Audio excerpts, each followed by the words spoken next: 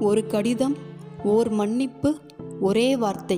ஒரு பெண் தன் கணவனை இழப்பது என்பது மிகவும் துயரமான காலகட்டம். அதுவும் இளமை காலத்தில் இழப்பது என்பது அவள் வாழ்நாளில் அந்த துயரத்தை வார்த்தைகளால் சொல்ல முடியாது.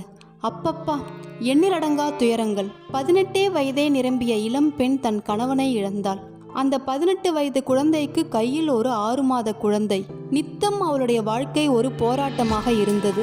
ஆனால் தன் குழந்தையை நல்ல முறையில் வளர்க்க வேண்டும் என்பதில் உறுதியாக இருந்தாள். அவளுக்கு படிப்பு என்ற ஒன்று இல்லாத காரணத்தினால் வீட்டு வேலைகளை செய்தாள். செங்கல் சூளையில் செங்கல் அறுத்தாள். இரவும் பகலும் அயராது கண்ணியத்துடன் உழைத்து தன் மகனை எப்படியும் நல்ல முறையில் வளர்த்து வந்தாள்.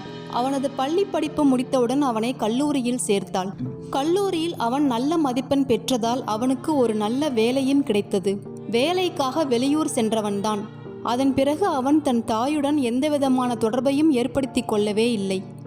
ஒவ்வொரு நாளும் தன் மகனிடமிருந்து தனக்கு ஒரு கடிதம் வரும் என்று அந்த தாய் எதிர்பார்த்து காத்து கொண்டே இருந்தாள். நாட்கள் வாரங்கள் ஆயின, வாரங்கள் மாதங்கள் ஆயின, மாதங்கள் வருடங்களும் ஆயின.